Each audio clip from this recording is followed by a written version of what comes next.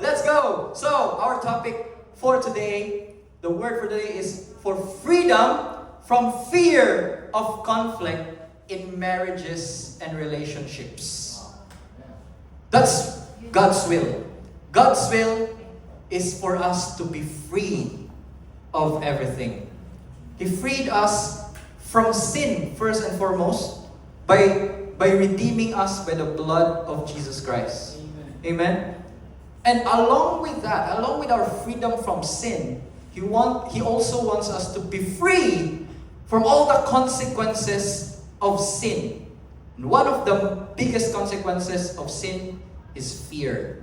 You know what Adam and Eve felt after they sinned the first time?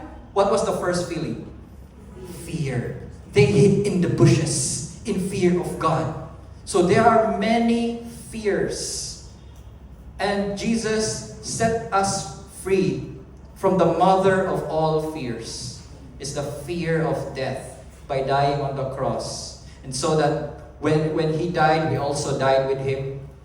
And when we have eliminated that mother of all fears, all of the fears as well along with it, He desires us to be free from it. And for today, I want to share this particular freedom from this particular fear of conflict. This fear of conflict really ruins a lot of relationships. And by the end of today, I want everyone to have a paradigm shift, a shift in mind of seeing what conflict is. Amen? Who wants that? Amen. Okay, so this is also within our series about relationships and marriage and family. So, in the first Sunday, we talked about the foundation. And then, after the foundation, we talked about forgiveness. Right? Last Sunday, who was here last Sunday? We talked about forgiveness. Amen. And in dealing with the fear of conflict, it's better if you already have the foundation of Christ being in the center of your family and knowing how to forgive. Because those things are essential also in learning how to manage conflict. Right, let's go. So, do these apply to you, beloved? Do you walk on eggshells in your relationships? Romantic, friendship, or family? What does it mean when you walk on eggshells, by the way? If atong ibisaya, kana ganing magkinto ka. Walking on eggshells is like that. Like, di ko ganahan ma-offend siya nako. Di ko ganahan maglagod siya nako. So, I don't like any drama in my life. So I just don't speak. So that's walking on eggshells. It's very common. It's very common in our Filipino families. We don't want any fights, especially in the morning. So that's why we walk on eggshells.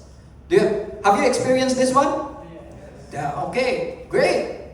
You're welcome here. Does this apply to you? You have unresolved tension been quietly growing? Unresolved tension, like mga away nga dili ninyo i-address. Small things, not addressing, and then later on, boom! Wala lang nakahugas o plato, bungkal na tanan. And then you were wondering, mo na nakapalagot ni mo? Kanang wala lang ko naka-flash sa toilet. Nya tanan ng mga sayop nako gibalik na nimo in the past. Who's experienced that? Ooh, especially husbands. Yeah.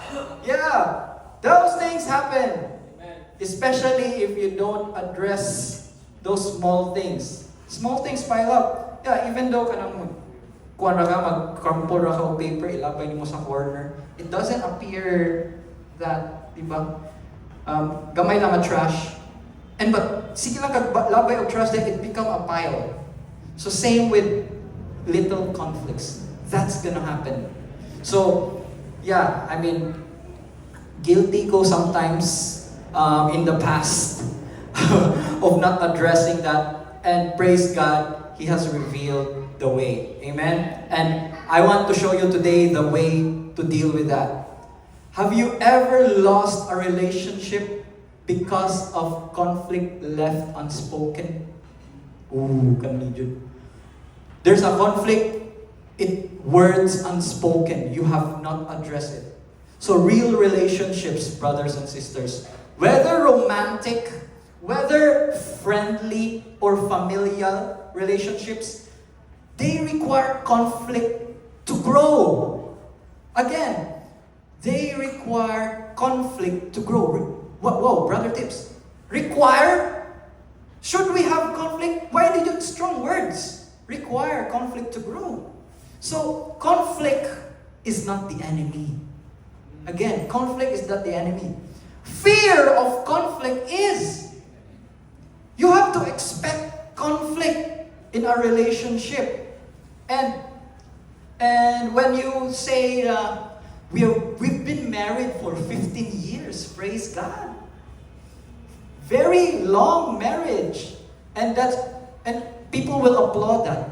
But I want to change your impression on that today. That it's not the length of time that you can measure the strength of a relationship. It's the ability to handle conflict management. That's it. There are a lot of marriages that are 20 years, 50 years, and then some of them 10 years, and then buwag. Celebrity marriages and stuff. And you say, oh, I really like their marriage, but then they broke up. So it's not, the length of time you're together is not a guarantee that your marriage have grown. That's it. And here's God's word for you, beloved. In Proverbs chapter 27, verse 17, as iron sharpens iron, so one person sharpens another. Sharpening, kasi nakasuway na sharpen o kanang kutsilyo. It's unpleasant. You know, like sparks fly. Such is relationship. You spark off of one another until both of you become sharper than before. Amen. It's in the Word of God. It's Proverbs 27 verse 17. That is conflict. If you don't sharpen your knives, it's gonna be useless. Same with relationship. So, in 1 John chapter 4 verse 18, such love has no fear, because perfect love expels all fear. And that includes the fear of conflict. Amen. Amen. So, let me just address different myths, or myths baka na storya ba about conflict today. So, who's ready? Myth number 1. Conflict, conflict means something is wrong with the relationship. That's a myth. Nag-away sila, sige sila nag-away, something is wrong with their relationship. But no! It's normal. And you have to expect a conflict in a relationship, especially in marriage. If friends have conflict, marriage is to be expected to have conflict. That's it. Amen. So there's nothing wrong with your marriage if you fight. You have to expect it. So the truth is, no conflict means no honesty or trust. We don't promote a relationship, fairy tale type of relationship. Yes, we've been married for a very long time and we never fought. Yeah, that's how good our relationship is. That's how good our marriage is. We never fought. And red flag. Because if you never fought with your wife, that means there's no honesty. There's no honesty between you, or there's no trust between you. It's either one of you is under the saya, and walking on eggshells, cannot confront, don't know how to confront, or one of you is being gaslighted or something. And the number one reason there's no conflict is lack of trust, lack of honesty. That's it. Amen. Amen. So avoiding conflict builds walls, not connection. So it says here in Romans chapter 12 verse 18, if it is possible, as far as it depends on you, live at peace with everyone. What does it mean? It implies that there will always be conflict wherever you go. So if it is as far as possible for you, live at peace. Ang nindot ang sumpay dire nga do not revenge, diba? But the key here is you have to expect conflict. You do not create the conflict. You do not create the conflict to you mo, but you have to expect it. You have to expect that it's gonna happen eventually in your marriage. So friendship, not only marriage. I'm not just talking here to married people, no. I'm also talking to the singles people, and especially you, because if you know how to handle conflict while you're single, woo, you're gonna be ready for war. You're gonna find someone worthy to grow together. When you say, I want to grow old with you, yes, expect conflict with who you tie your knot with. So be ready. So listen up. Turn to your neighbor and say, listen up. Turn to your single friend, listen up. Listen up, yo. Listen up, yo. You're gonna use this one. So friendships, dating, and marriages without conflict are often superficial. What do you mean by superficial? Kanang sa surface or ba? It just outside lang ba? Like we here at New Creation Church, we don't desire superficial relationships. Amen? Amen. We desire true, real relationships. Amen. It's not like, well, happy kami, yay! That's being perpetuated in social media. When you have pictures that you're enjoying, smiling, happy, that's what nobody posts. Like, our relationship is so bad. They always want to have a good impression from other people. But we want real relationships. And real relationships always involve conflict and conflict management. Amen. So myth number 2. Avoiding conflict keeps the peace. Does it really? I don't want drama. No drama. No drama. I don't want no drama, man. So, I just want to keep my peace. Ay, magkatawa niya. I just want to keep my peace. But if you keep your peace, that's yours. Then you're building a wall and there's no real relationship in your relationship. Keep your peace, but you cannot have both. You know, you want to keep your peace, then you can lose your relationship as well. Because avoiding conflict doesn't keep your peace. Silence isn't peace. It is just delayed pain. And you repress your issues, and repressed issues grow.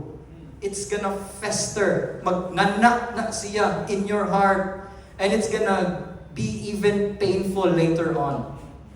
So voice out. Voice out. So marriage is not about being identical. Relationships is not about being identical. It's not about having shared interests.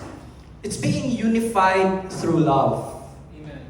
Love, yes. Unity doesn't mean conflict-free. It doesn't. But it is peace-driven. So if you have a peace in your it's unity is like there's no quarrel, there's no fighting and conflict. It's not that. It's how you handle it that matters. So in Proverbs chapter 27 verse 5, it says here, better is open rebuke than hidden love. Remember this. It's in the Word of God. Better is open rebuke than hidden love. Amen. There's a way to rebuke, like the sandwich method that we have talked about in the past. But if you don't know the sandwich method, like Jesus showed in John 4, if you don't know the sandwich method and there's a conflict, it's better to say it. It's better nga iprangkahan na nimo siya than just keep it to yourself if you love that person. Amen? So don't hide it, don't let it grow. Myth number 3, conflict is about winning or compromising. So conflict na adyo na mo daog. Contest yun na. Or na ay kinsay magpailog. Happy wife, happy life. Apil mo na. Yes. How about happy husband? Wala lagi. Wala about us. Happy wife, happy life. Mana, di na lang tamutingog mga husband. Basta ma-happy lang atong wife. Ayos. But the truth is this, conflict resolution is about understanding. The husband understand the wife and wife understand the husband. Learn to see each other from each other's perspective. It's not about winning the argument. Ako mas maayo diri. Ako gud ang bala, ako ay magbuot. It's not like that. Daganang mga tawa. And also, it's so kana naadyoy mo daog, diba? That's the other side of the spectrum. The other side, the opposite side of the spectrum is compromise. Like, sige na lang, para ma-happy ka. Even though you know that's really wrong. So that's also the other side. So it's neither both. It's neither trying to win or trying to compromise. No, compromise. Saan ay compromise ka ng sige na lang, that's it. That's compromise. Para walay away. Compromise isn't always right if it sacrifices truth. And that's why foundation is important. Amen. Having Jesus in the middle, in the center of your relationship is very important. Amen. If your spouse has a decision that is contrary to the Word of God, don't just compromise. Learn to correct your spouse so that both of you will be aligned in the Word of God. Amen? So, in James, it says here, let every person be quick to hear, slow to speak, and slow to anger. Again, let every person be quick to hear, slow to speak, and slow to anger. Amen. Amen. Especially husbands. Woo. Especially husbands. Maminaw, jud ta bisag tala na kay nagsin. Let's listen. And another thing, let's let them know that we listen to them. Yes. What's the secret? You ibalik nimo unsa yung istorya. So that's unsay tawagan na reflection or kwan feedback. You feedback. So kung sa isulti, you said that no, diba? You listen first and then you feedback. That's how you let your spouse know, that's how you let your friend know that you have been listening.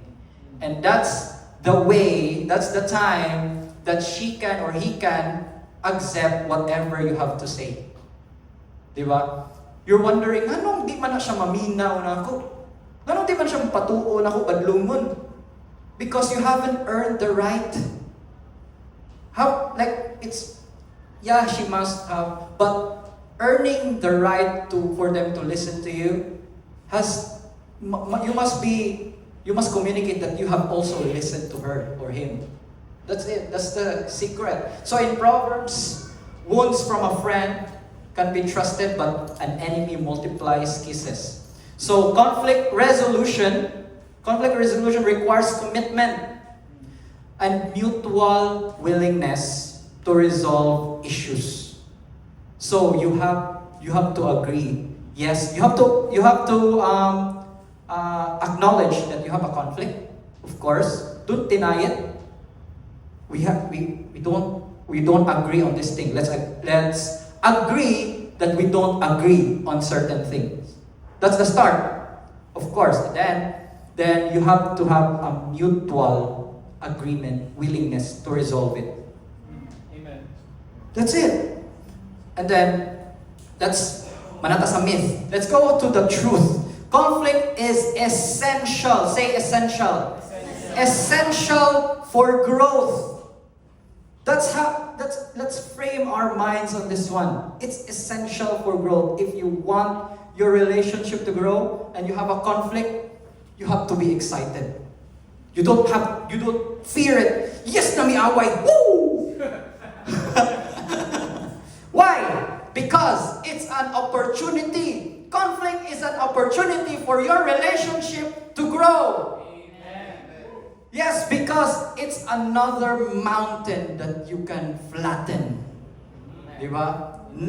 You are more than conquerors in Christ Jesus. And you can conquer that mountain of conflict that is before you. Conquer it with love. So, don't fear it. Face it. Enjoy it. Enjoy it to the marriage. Cherish your husband, cherish your wife in sickness and in health, in peace and in war.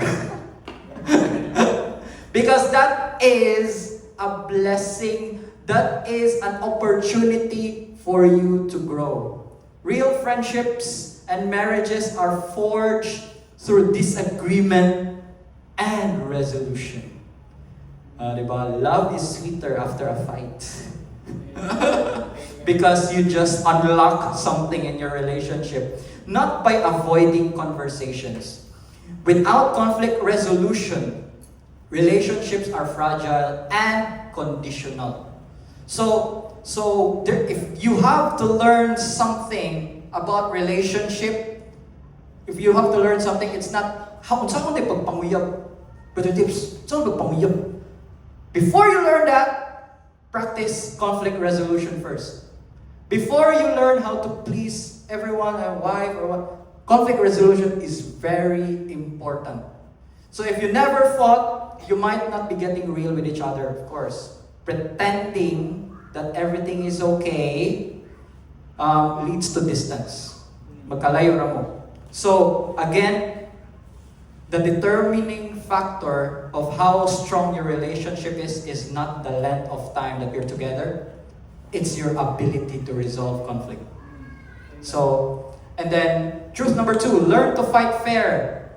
So, you need to acquire the ability to know how to fight fair. So many people were never taught in their childhood how to forgive.